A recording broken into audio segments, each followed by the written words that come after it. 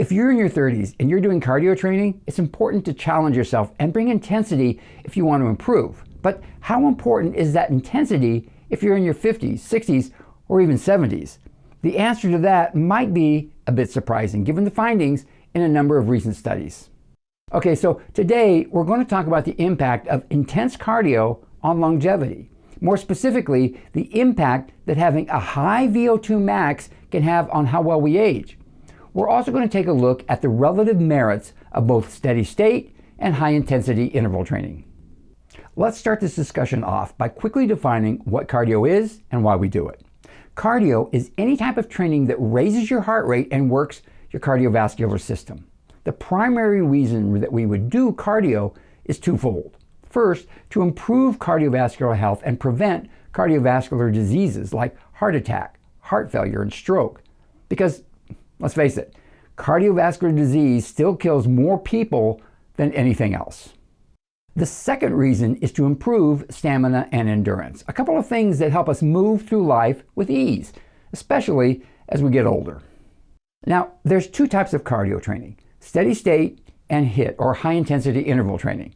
Now, before we get into these two types of training, we need to talk about zone training, which includes a discussion of maximum heart rate. So let's start there. As you age, your maximum heart rate, which is the highest rate that your heart can beat when exerting yourself, your maximum heart rate goes down. Now, there's a bunch of different formulas for calculating your maximum heart rate based on your age, but the best way is to actually test it. Now, under supervision, get on a treadmill, go as hard as you can, and get your heart rate beating as fast as it can. That's your maximum heart rate. Now, like I said, there's some formulas for estimating your maximum heart rate. The simplest is the Fox formula, which is the number 220 minus your age. Then there's the Hunt formula, which is for men and women who are active. There's the Tanaka Formula for those over 40, and the Inbar Formula.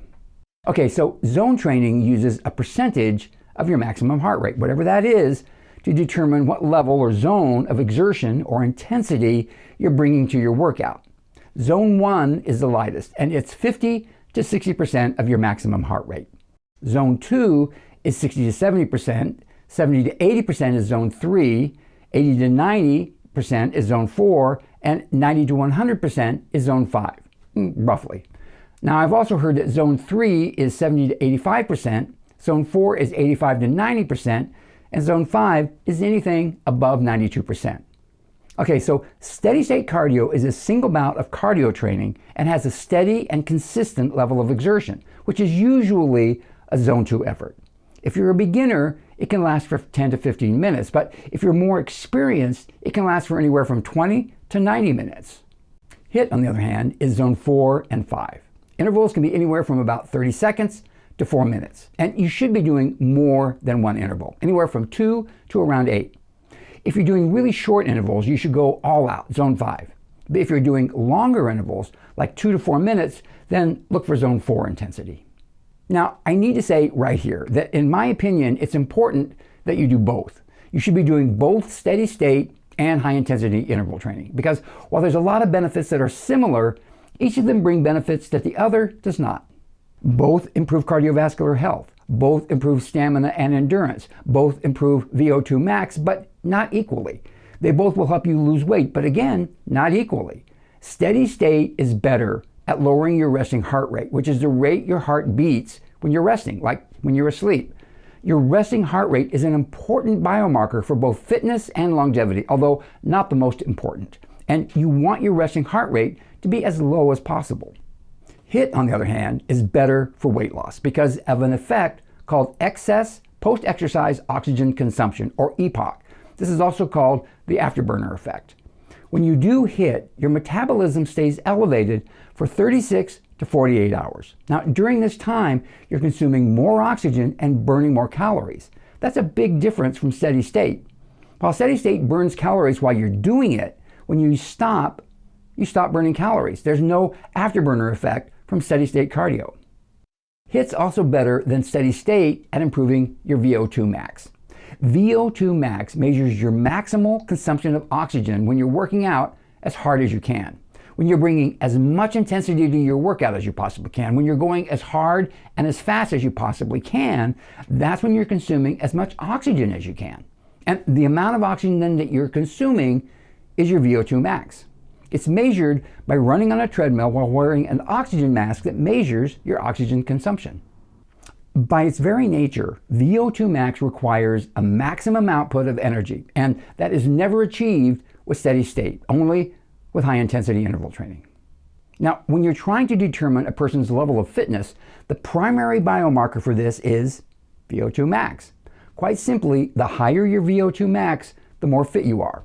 But VO2 max is also a major biomarker for longevity. A 2018 study took a look at the impact that cardiovascular fitness, as measured by VO2 max, had on long-term mortality, and their finding was pretty remarkable. This study demonstrated that cardiovascular fitness was inversely associated with all-cause mortality without an observed upper limit of benefit. This means that there's no upper limit to the longevity benefits that can come from having a great VO2 max. Now, on the other hand, the study also showed that not having a good VO2 max carries more risk than many age-related chronic diseases. In fact, more risk than being a smoker. Now, according to people like Peter Attia and Andrew Huberman, if you bring your VO2 max from low to below average, which is pretty easy to do, you can reduce your risk for all-cause mortality by 50%.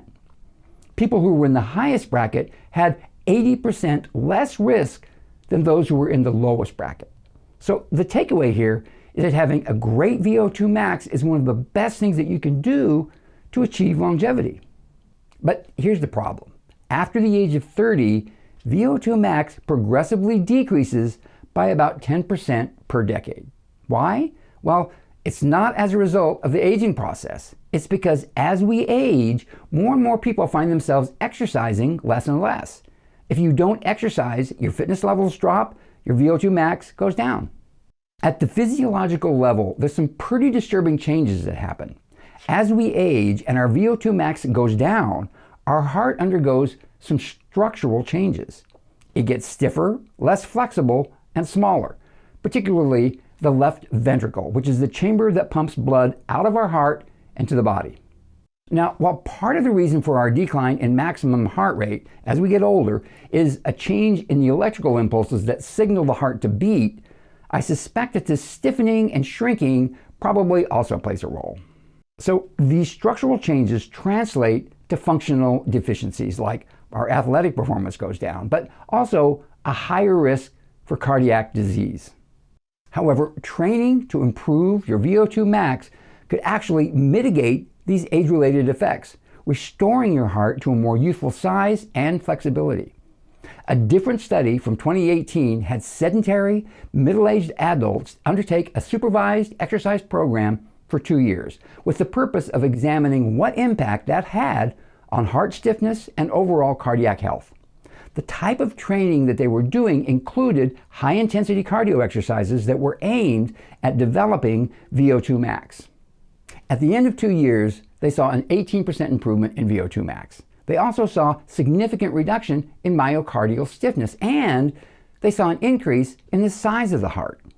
These findings support the idea that starting exercise training in middle age can prevent the development of myocardial diseases by mitigating the effects of sedentary aging on the heart. Now, a couple of other things about this study. First, they found that the minimum high-intensity interval for improving VO2 max was 1 minute. But they didn't stop at a minute.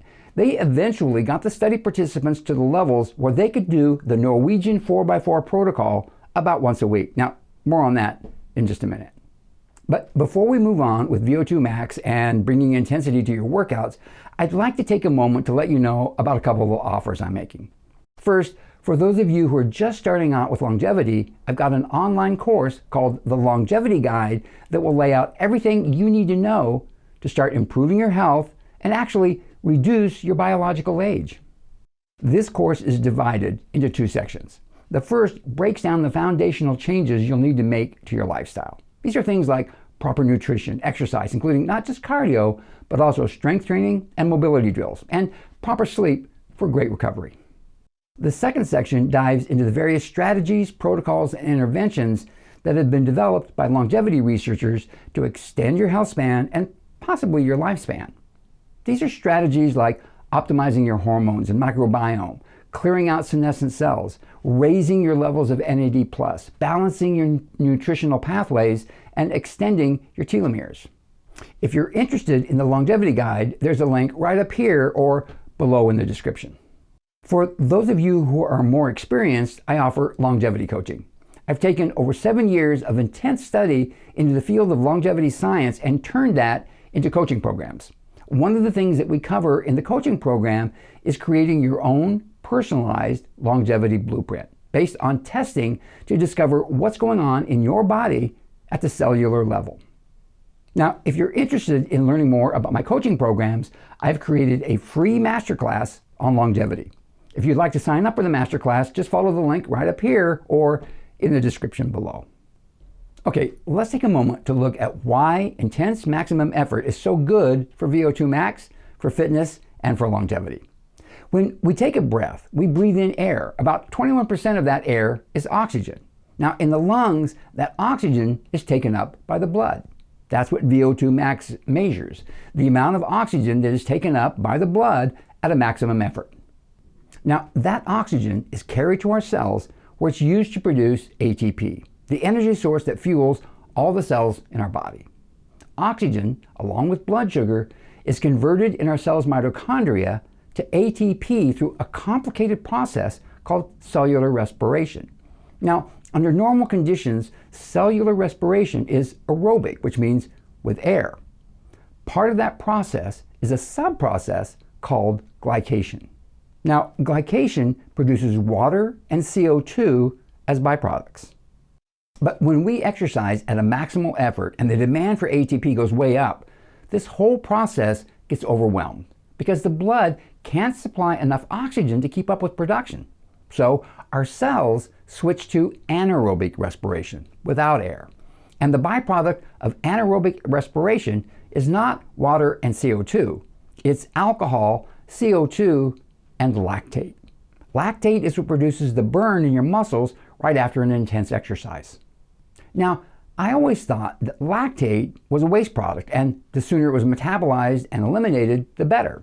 But we've learned that that's not the case. When we exercise at a maximal effort and our muscles are cranking out high amounts of lactate, that lactate goes into circulation and is taken up by other organs, like the liver, the kidneys, the heart, and the brain, where it's used as cheap energy. It requires less energy to make ATP from lactate than it does from glucose. But that's not all. Lactate is actually a signaling molecule. It's how the muscles communicate with the rest of the body. So it's signaling all these adaptations to exercise on your body, like improved VO2 max and cardiovascular fitness. It signals the heart to improve its stroke volume. That's the amount of blood that's pumped with each beat. And lactate can cross the blood-brain barrier, so it's also signaling the brain. And one of the signals that it's giving to the brain is to start producing a compound called brain-derived neurotrophic factor, or BDNF. Now, BDNF is a growth factor, and it controls and promotes the growth of new neurons in the brain. It's also important for neuroplasticity, which is the ability of the brain to essentially rewire its neural networks, either through growth or through reorganization. Lactate also signals the brain to increase production of several neurotransmitters, including serotonin and norepinephrine. Now, this can improve both focus and mood and help relieve depression. Lactate also increases the number of mitochondria that are in a cell, thereby increasing ATP output. It does this by increasing the amount of a compound with a really long name that's called PGC1A for short. And PGC1A regulates mitochondrial biogenesis, which is the growth of new mitochondria. But bringing intensity to your cardio workout has another great benefit, particularly if you have cancer. 90% of the people who die from cancer do so from metastasis, which is when tumor cells migrate to other parts of the body and start new tumors. But it turns out that these metastatic cancer cells are highly susceptible to mechanical shear forces. A study published in 2017 investigated the effects of high shear stresses, like those experienced during intensive exercise, on circulating tumor cells.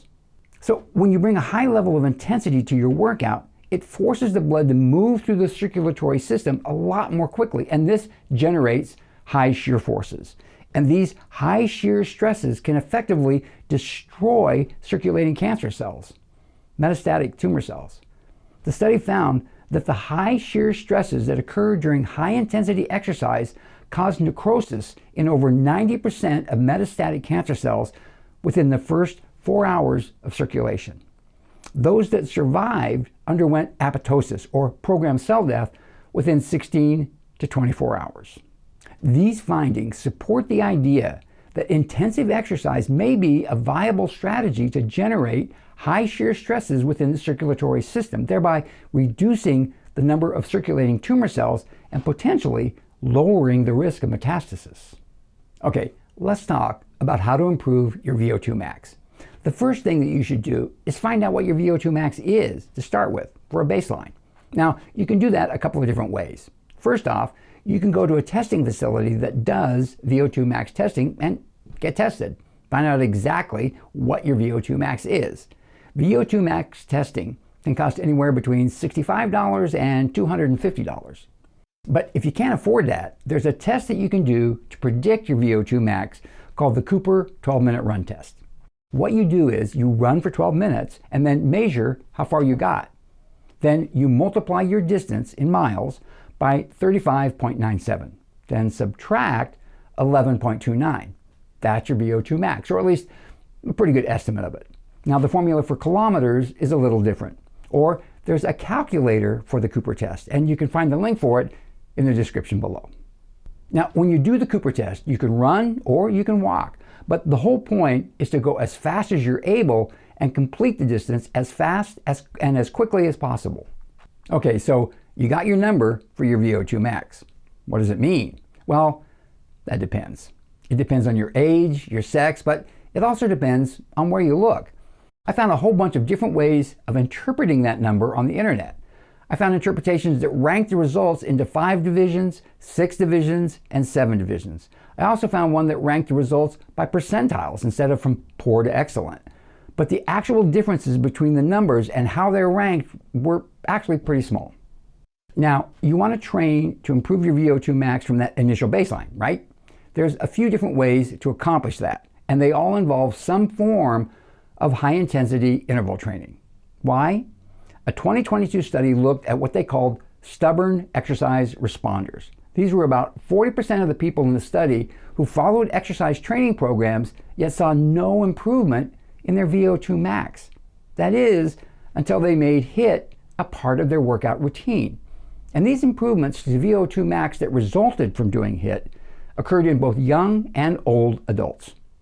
Okay, so you need to be doing high-intensity intervals. Hands down, HIIT is the best way to improve your VO2 max, with longer intervals being better than shorter intervals. How long should the intervals be? Well, one of the studies that I mentioned earlier found that the minimum interval is about a minute. Another study from way back in 2013 found that intervals of 3 to 5 minutes are effective. Or you could go with the Norwegian 4x4, which I mentioned earlier. Now, I gotta say right here, the Norwegian 4x4 is a pretty brutal workout. You have to go all out, maximum effort, for 4 minutes. That's right, 4 minutes. And then you rest for 3 minutes. And then you repeat that cycle 3 more times for a total of 4 cycles of 4 minutes each. That's 16 minutes of maximum effort. Now, obviously, that's not a maximum effort for the whole 4 minutes. It's whatever effort you can sustain that will put you at maximum effort for the last 30 seconds or so. So if you're running, that means being able to sustain a speed for the whole 4 minutes that will build to a maximum effort by the end. Now, let's define maximum effort, and let's stick with the running analogy. If you're in your 30s and an experienced runner, you might be able to sustain a speed of, 10 to 12 miles per hour, maybe more, and hold that for 4 minutes. For me, at 74, it turns out to be about 8 miles per hour. But if you're in your 60s or 70s and sedentary, a maximum effort might be walking at 3 or 4 miles per hour to start. Either way, it's going to take a while to build your VO2 max to the point where you're able to complete a whole Norwegian 4x4. Now, if that doesn't sound like your cup of tea, you could try something called exercise snacks. So exercise snacks are brief bouts of high-intensity exercise. They only last for a minute or two, and they should be done at over 75% of your maximum heart rate. And you do them 3 or 4 times a day. So it's anything that involves cardiovascular endurance. It could be 100 jumping jacks. It could be biking or running stairs. It could be burpees. I usually do high knees. But you got to keep it up for at least a minute, preferably 2. Okay, so exercise snacks are formally called Vigorous Intermittent Lifestyle Physical Activity, or VILPA for short. Now, there was another study that came out in 2022 that investigated the impact that VILPA, or exercise snacks, had on mortality rates.